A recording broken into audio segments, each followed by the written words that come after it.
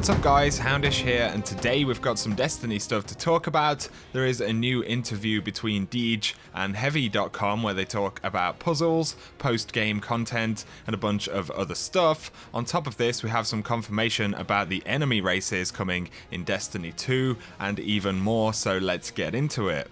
So there is a new interview between Deej and Colin McGregor from Heavy.com. They talk about a whole bunch of interesting stuff. So there are some pretty serious puzzles in the first Destiny. Are you looking to integrate more of those into the core game, or are those strictly for raids and side quests? Deej said, I think there's definitely a time for those sort of things. Solving riddles, working together to solve puzzles is definitely an aspect of Destiny and the player experience. One of the things we wanted to do is make the raids more accessible. There are plenty of people in our community who've never really played a raid, so to suddenly take all of these things out of the raids and scatter them across the entire landscape of the game would probably create a barrier for certain people to even finish the game and not truly understand Destiny. So what we wanted to do is bring more people into the raids, and that's what guided games are all about, to take the landscape of the clan system and make it accessible by the solo player who can go through the directory of clans that would be willing to take them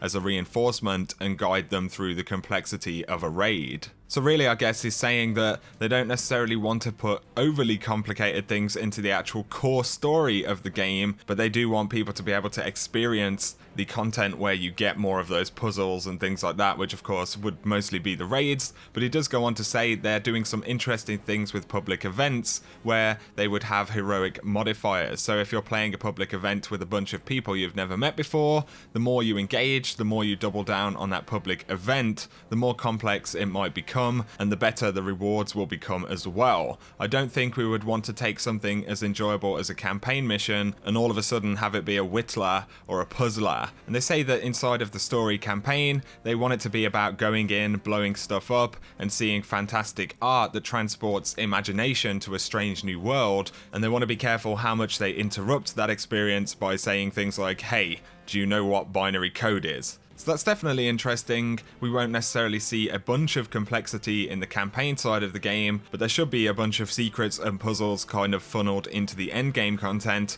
And on top of this, he mentioned kind of public events and the patrol spaces having more of that kind of stuff as well, so that's definitely promising. Deej says that it seems to make sense that you have these very special rewards for specific instances, and they're actually talking about the binary code inside of Wrath of the Machine. Deej went on and said, we definitely go well out of our way to try and appease the 1%ers, and we want hopefully for that number to go up as well. There are many people who have played Destiny but have never truly experienced what many regard to be its finest content. So I guess really they're trying to strike a balance here between, you know, more casual players and the kind of story and the campaign side of the game, and then stuff that happens later on, the more complicated stuff, and try and kind of bridge into that content and create new ways, obviously with guided games and stuff, for people to actually have access to that content. Deej also talks about clans and says, you'll find that being a member of a clan is extremely beneficial. Every member of your clan will earn rewards as you do things,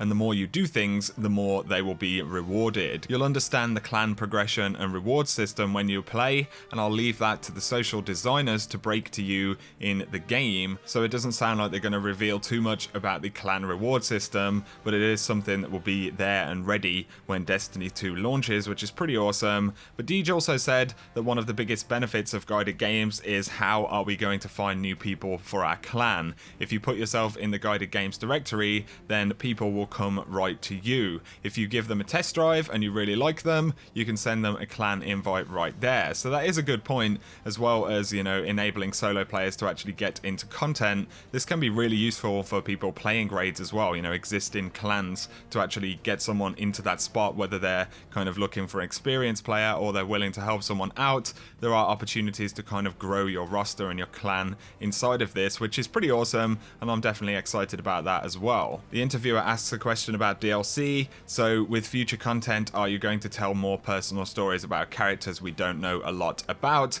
And Deej gives the typical answer, I'm going to commit to my least favorite cliche and say that's an excellent question. So no new info there. Next, they ask about mechanics. So when it comes to bosses, is Destiny 2 looking to introduce more unique mechanics that are tied to those specific strikes? And Deej says strike bosses are certainly more elaborate than campaign mini-bosses, and you know raid bosses are the ultimate enemies. Figuring these things out while you play is really the essential experience in playing Destiny. Sometimes brute strength is required, sometimes an interesting combination, and then he stops and says, oh boy, I almost spoiled something. Of course, in raids, you always have combinations of kind of having to do a lot of damage and then having to work with mechanics and things like that as well. So maybe a tiny little bit of a tease right there. But talking about the end game or the post-game content for Destiny 2, Deej said that beyond the campaign, once the last cinematic has played out, you're going to find a lot more variety. When you're in a destination, you open the map and the map will be littered